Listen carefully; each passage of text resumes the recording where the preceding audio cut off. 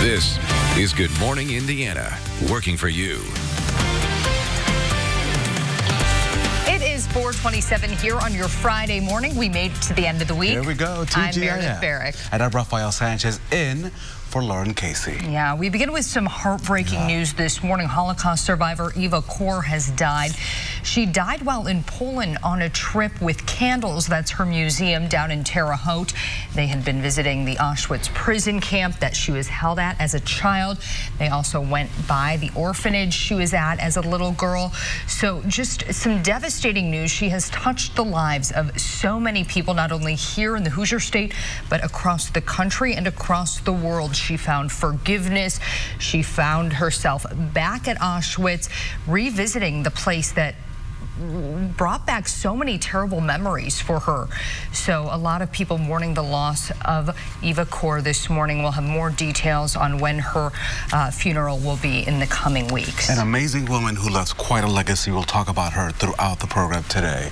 Also tonight, this morning I should say, a neighborhood on edge this morning after someone set 2 fires this week. Police and firefighters now searching for the suspect this morning. Our Aaron Lish will bring us up to date on this investigation, as this neighborhood, Meredith, is really wondering what is going on in light of these fires. And no one wants to wake up or have to deal with someone just aimlessly setting fires, putting people's lives at risk. Right. Aaron Lish will have more coming up. Yeah, many of those people concerned they may be the next target, but there's no way to prevent this from happening. So a lot of concerns there in that neighborhood. All right, we are heading into the weekend. Yes, Melissa finally. Donovan is here. Yeah, finally. It has felt like a long week. Luckily, a lot of people get a long weekend, so they want to know if they'll be able to get outside and enjoy it. So we are in luck for most of the day today, and then we are going to see the potential of some showers and thunderstorms as we head into Saturday. The good news is Sunday's looking pretty good. Minus the morning, that's when we see the potential of some showers and storms. Right now, we also have a system moving through eastern Illinois. We do have the potential of that making its way into some of those northwest counties this morning, but likely it's going to start to die off in the next few hours. Shouldn't make it into central Indiana. Just could see that for some of those western counties this morning. The rest of us, the heat and humidity continuing to build today. It's going to be another hot and humid day into the low 90s, so very similar to what we saw yesterday, and then we are going to see that potential of some afternoon showers and storms. The good news is not expecting severe weather with that, but it is enough for you to pay attention to your radar as you're heading into the afternoon. It is summer in Indiana. Yes. This morning we'll also be remembering a survivor of the Richmond Hill explosion. Dale Bear, the patriarch of his family, used Legos to help him during his battle with his illness. We'll hear more about him coming up in a few moments. That story plus more news, weather, and traffic here to kick off your Friday morning on Good Morning Indiana. This is Good Morning Indiana, working for you. Eva Kor, a Holocaust survivor who called Indiana home, passes away while on a trip to Auschwitz. This morning, we're looking back at her legacy. Plus, an incredible rescue taking place in Evansville, what authorities say led to a young boy being stuck in a storm drain. And the Independence Day holiday has passed, but what do you do with your remaining fireworks? Working for you, we're looking at how to safely store those leftover fireworks. It is 4:30 here on your Friday morning. Thanks for joining us. I'm Meredith Barrick. I'm Rafael Sanchez, in for the very talented Lauren Casey, who'll be back on Monday. Maybe she'll bring the baby. I don't know. Oh, that would be fun. There's so many people on this newscast. I mean, will you even notice that Archer is here? I think we could just stick him right here in between us, too. He's tiny enough in a little high chair or something. That'd be cute. All right, well, we are hurting this morning after all those fireworks last night. It is early, and Alyssa Donovan is here with a check at our Friday forecast. And we are starting out pretty nice for many of us. We do have the potential of a few showers making their way into northwestern Indiana this morning, but those are going to die down very quickly, and then we're mostly going to have a nice day until we hit the afternoon. That's when we see that potential of some showers and storms again, similar to the setup we've seen the past few days. But you can see a very warm start. Temperatures in the 70s this morning, 73 in Indianapolis, 74 in Richmond, and you are going to notice that humidity as you step outside. Again, we still have that warm and humid air mass just settled over Indiana this morning. But here's that system I was talking about. It's just moving moving through eastern Illinois right now, has the potential of making it into some of those western and northwestern counties as we head through the mid-morning hours. So here's a look at TrueCast right around 4:30 this morning. Most of that's still in Illinois, and then we start to see some of that track into western counties, extreme western counties for the most part. Could see some of those showers, possibly a thunderstorm as well. The rest of us continuing to see partly cloudy skies to start out, and then we'll see a little bit more cloud coverage as we head into the afternoon. And then we have this upper level wave that's going to start to build. That's going to bring us that potential of some showers and thunderstorms as we head into the afternoon and early evening hours before it dies off overnight. Right now we have that warm air mass in place, and then we have a cold front that's going to move through as we head through Saturday. That's going to drop our temperatures down by Sunday. However, it is going to make for a potentially very stormy Saturday. Today, starting in the 70s, and then that potential of showers and thunderstorms later today, 90 degrees for the high. The weather is looking good, and so is your traffic this morning, as we can take a look at our Traffic Now network of cameras. This is I-70 at Rural Street and Keystone Avenue. Take a look at the roads. It's a 4-day weekend for many people, so you have plenty of time to get up early, get that donut and coffee, and have no troubles on the roads this morning. Another look, here's at I-465 at US 31 and Meridian Street. As well, as you can see, traffic light this morning. We will keep an eye on this Friday here on Good Morning Indiana. A public memorial will be held for a woman who survived the Holocaust, then dedicated her life to spreading the message to forgive but never forget. Eva Moses Kor died in Poland yesterday while on a trip that included the concentration camp where she was held as a child. She was 85 years old. Kor lived in Terre Haute and is well known in Indiana and across the world. She was taken to Auschwitz when she was just 10 years old. Her parents and 2 sisters were killed there. Kor's son says his mother continued to touch people until her very last day. We were at Auschwitz, and she told a very, she had a very moving speech at the selection platform, and somebody in the front was crying. And she said, "Why are you crying?" She should be asked, "I survived." Thanks to Kor's efforts, a law requires history about the Holocaust to be taught in Indiana high schools. She's also known for opening the Candles Holocaust Museum in Terre Haute. Governor Eric Holcomb named Eva Kor the recipient of the state's highest honor, the Sachem Award, in 2017. New overnight at Evansville, child is alive and safe after becoming stuck in a storm drain. The 5-year-old became stuck in that drain at the One Life Church on Lloyd Expressway around 9:15 Indianapolis time last night. It took crews about an hour to pull the boy out. We're told the boy fell in the drain while watching fireworks with his family. He was taken to the hospital to be checked out. A man is fighting for his life this morning following a water rescue in Cass County. The incident happened around 5 last night at France Park in Logansport. Witnesses told officers the man ran into the water from the beach, swam a short distance, and then disappeared under the water. Good Samaritans pulled the man from the water and performed CPR until first responders arrived. The victim was airlifted to a Fort Wayne hospital. This morning, he's listed in critical condition. The time now is 4:35. A memorial will be held this afternoon honoring a Metro police officer killed in the line of duty. A suspect shot and killed Officer Perry Wren on July the 5th, 2014.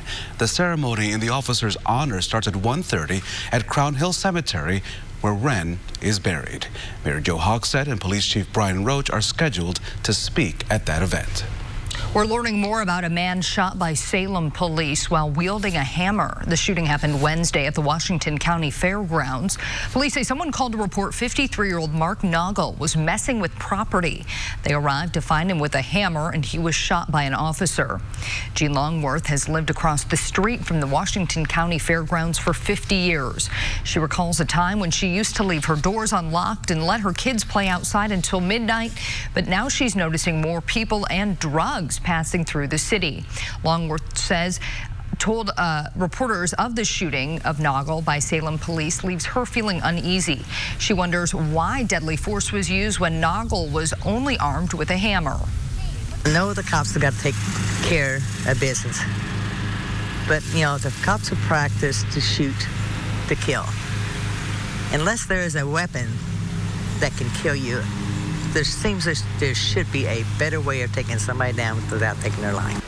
Officers say they told Noggle to drop the hammer multiple times, but he did not and kept moving closer. The shooting is still being investigated. Neither of the officers have been identified by Indiana State Police. Both have been placed on administrative leave during the investigation. Meredith, the sale of a video game console ended in the shooting death of a 16-year-old last month. Now authorities say that 2 teenagers in the custody for the death of Johnny Puliera. Police say he met 2 people at abandoned homes around Gary when one of them pulled out a semi-automatic handgun from his waistband. The Lake County Sheriff says a 17-year-old and an 18-year-old are in custody for that crime. The arrests are welcome news for the grieving family. He lost his life over an Xbox that they didn't even get. He took away my world. The charges are pending in this case. The Lake County Sheriff's Office says the 17-year-old suspect may be charged as an adult. Fireworks lit up the night sky across central Indiana last night, but now that the holiday is over, do you know how long you can keep your fireworks before they go bad? Working for you, we asked a fireworks expert. He says he encourages people to get new fireworks year after year. But if you didn't get through your supply or don't have time to use them this weekend, it is okay to wait until next year to use them. Yeah, but most of the time that fireworks don't go bad unless they get wet. The black powder stays good for a while. If you want to keep your fireworks until next year, make sure you store them in a dry space, preferably away from a living space. Also, make sure they're not near ignition sources like gas, oil, a fireplace, or stove. And Raphael, I hope my neighbors across the street don't have any more fireworks left. That's for certain. You can still set them off through the weekend, so good luck with that. We'll see what happens. I think Todd Clausen has a couple of stories to tell later this morning as well. Still to come on Good Morning Indiana, it's still being called the strongest earthquake to hit California.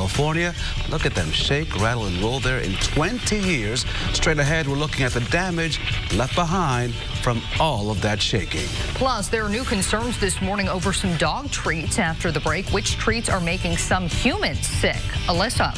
And we are starting warm and humid this morning, and that's sticking with us as we head into our Friday afternoon. Some chances of showers and storms as well today. I'll tell you what's in store for the weekend coming up.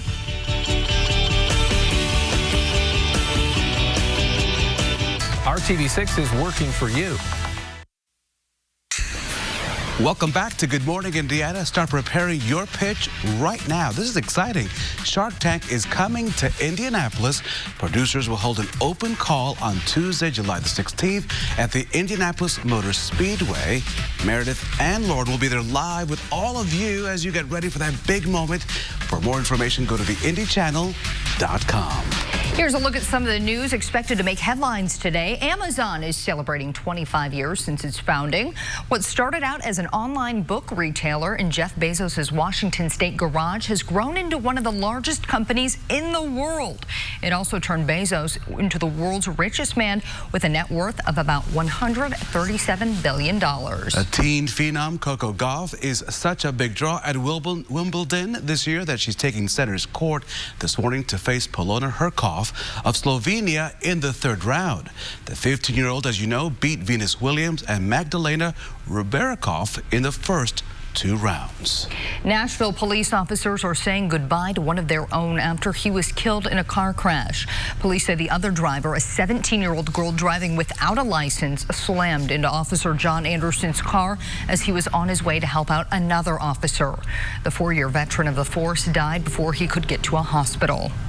Other officers that work around him, even those that don't know him, are obviously very disturbed. It goes without saying that when we lose an officer, to every man and woman out on the street, it's like losing a brother or sister. 17-year-old Jayana Brown is in jail facing multiple charges, including vehicular homicide. Police say not long before the crash, another officer tried to pull her over, but she took off. There was someone else in the car with her who was seriously hurt. Some scary moments out west in California. Have you seen this video? Dramatic shaking caught on camera as a magnitude 6.4 earthquake, as you can see, rattles California. As ABC's Mona Kosar Abdi reports, even though the shaking has stopped, residents are bracing for several more aftershocks. This morning, California under a state of emergency after a massive 6.4 earthquake shook the southern half of the state. All units, we are on citywide earthquake mode. The largest tremor to hit the region in nearly 2 decades. We lost everything that we have.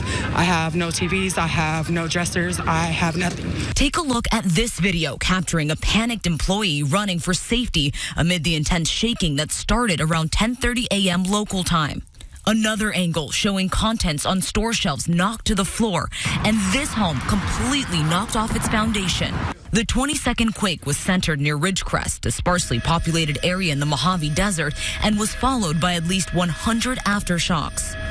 The rattle could be felt from Northern California all the way down to Mexico. At the epicenter, officials responding to reports of fires, cracked streets, downed power lines, and property damage. Patients from a local hospital were evacuated after suffering minor injuries. The computers were flying off onto the ground. The water bottle container was shaking. Seismologist Lucy Jones described it as a strike-slip quake, which means 2 plates along the fault move parallel to each other, but in opposite directions. And this morning, a major message from Jones, warning of more aftershocks to come. There is about a 1 in 20 chance that this location will be having an even bigger earthquake within the next few days. And seismologist Lucy Jones, who you just heard from there, said there were at least 2 seismic faults involved, but the San Andreas was not one of them.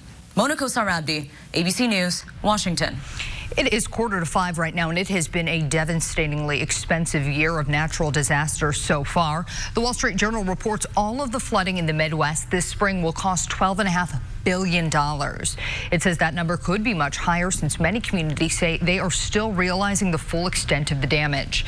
This will likely be one of the more expensive flooding events in recent history. Here at home, we start off dry, but that's not going to last for long, Alyssa. That's right. We have those thunderstorms building as we head into the afternoon, but what you're going to notice as you step outside is that heat and humidity is continuing today. Now, the good news is we are going to start to see that break as we head through the weekend. We have a split weekend on tap, so we have the potential of showers and thunderstorms on Saturday, and then just a small chance of seeing some of those linger into Sunday morning, but Sunday afternoon is looking dry and sunny and a little bit cooler as we see that cold front pass. 73 degrees right now in Indianapolis. Those winds are light out of the west-southwest, about 6 miles per hour. We do have a small disturbance just off to our west right now. That's moving through eastern Illinois, making its way into some areas around northwest Indiana. We're going to continue to see the potential of that this morning. Most likely it is going to start to diminish in the next couple hours here, but we do have that chance of a few showers and thunderstorms just making their way into some of those western counties this morning. The rest of us, we're starting warm and humid. Temperatures in the 70s already this morning. As we head through the day, we'll see partly sunny skies, and then as we hit the afternoon, we are going to see that upper level wave build. So we have that potential of showers and thunderstorms starting to the north right around the noon hour, and then we'll start to see that wave really build as we head into the afternoon and early evening. As that moves through, we do have the potential of some heavy downpours with this system, also the potential of lightning and gusty winds in areas that do see those thunderstorms. Overnight, things will dry off a little bit, and then we are going to see this cold front move through. So we have this warm and humid air mass in place. That's kept us very hot and humid this week, and then that cold front is going to move through as we head through our Saturday. That's going to bring us the potential of some widespread showers and storms on Saturday, most likely in the afternoon hours. Temperatures in the upper 80s, and then by the time that cold front passes, we are going to see those temperatures drop off a little bit. On Sunday, most of the day is going to be nice, but we are going to see just a chance of those showers and storms continuing in the morning before we see some dry conditions by the afternoon. 85 degrees for your high. So we'll start to see those temperatures drop off a little bit. Temperatures today starting in the 70s, warm and muggy, and then we have those showers and thunderstorms building as we head into the afternoon. Taking a look at the 7-day forecast tomorrow, dropping off a little bit into the mid 80s, and then we are back into the lower 80s to start next week. From your weather to your traffic report, our traffic now system. As you can see this morning, things are going really well on this Friday. I-465 at West 38th Street. Our INDOT camera shows just light traffic there. We'll look one more place to see how things are building up this morning. Usually I-69 at 82nd Street is super uber busy, but as you can see on this holiday weekend, all is going well. We'll keep an eye on all these things as they develop on this Friday morning. Meredith? A warning for pet owners. The CDC and FDA are investigating an outbreak of salmonella infections linked to contact with pig ear dog treats. The FDA says salmonella discovered in pig ear treats can infect people either from handling the treats or directly from your dog once he or she has become ill. Retailer Pet Supplies Plus has recalled bulk pig ear treats sold in its stores. Those are the kind it puts in open bins and sells individually. Prepackaged branded pig ears have not been recalled. So far, 45 people in 13 states have been diagnosed with salmonella-related illnesses. People always think of summer as fun and just simply happy, but experts say people can really struggle with mental illness, and many times people keep that struggle, unfortunately, to themselves. Some people don't feel well, aren't going to tell anybody, and continue to feel lousy. So for those people, the first step would be to at least say to someone, hey, I don't feel right. Once someone acknowledges the struggle, they can increase social support, exercise, sleep, and eat better. Some people may choose to see a doctor. Experts say you should not feel ashamed to talk about any sort of mental illness issue. A Colorado family wakes up to a bear in their car. Up next, how long wildlife officials say it took to get that bear out. I just say run. Run. Go to another house, not my house. Plus, a dog chained in his own backyard without a way to get out of the heat has died. Ahead on the News at 5, this now prompting changes in how the city of Indianapolis responds to calls to animals in distress. But first, let's check in with Court TV. I'm Vinny Politan. Today on Court TV, the trial of Scott Nelson, a man accused and now convicted in the abduction and death of a nanny. The question for the jury now is, what should his punishment be? Should it be life in prison or should it be a trip to death row? We're going to take a look at the biggest moments of the case as the defense gets ready to make a huge decision. Will he or won't he testify in his own behalf during the penalty phase of the case? That's today on Court TV. And don't forget, you can watch the all-new Court TV live on your mobile device by visiting CourtTV.com. You're watching Good Morning Indiana right here on RTV6. We'll be back after this break. Work weekdays from 6 to 10 a.m. Welcome back to Good Morning Indiana. We are taking a live look at I-65 at 38th Street. There's a lot more traffic out there than you'd expect for the Friday after the 4th of July, but no issues to report at this hour. A Colorado family had a very, like that? A very shocking encounter when they woke up earlier this week. I would say run, just run. Well, Raphael, they didn't know exactly what it was until they heard a noise coming from one of their cars. Nope. It caught the attention of the Maturkowski family. First the dog, then everyone else. Shane Maturkowski and his parents saw fogged up windows and the car rocking back and forth. Sounds like the Titanic. Well, instead of Jack and Rose, they discovered a bear in one of their cars. He didn't know how to get out, and so he started thrashing the inside of the vehicle. I'm honestly still baffled that this even happened. I keep on thinking that this is just a dream. Keep the car, bear. Keep the car. It took sheriff's deputies in Colorado Parks and Wildlife almost an hour to get the bear out of the car after the family first noticed it. Nope. You can have the car. I will move. It's all good. Safe to say, smarter than your average bear. That's right. If your bear wants the vehicle, let the bear have the vehicle. Yeah. It's okay. Yeah. He just needed to run some errands. Maybe there was a Tupperware of some food left in the back seat. Something like that. It sounds like you're speaking from experience. I did a story in Washington where a bear broke into a car because there was a Tupperware of stew. Okay. Stew, interesting. Bears like stew. Who knew? Who knew? All right. And we like heat, and we like humidity. Oh, yeah, and it's it is summer. here. Yeah. It feels like it. Very similar setup today. Hot and humid to start. We do have that potential again of those scattered afternoon showers and storms. And then tomorrow, potential for those showers and storms to become a little bit more widespread for your Saturday, mainly in the afternoon. Again, 88 for your high Saturday. And then just a chance of some showers and storms Sunday morning, clearing out by the afternoon.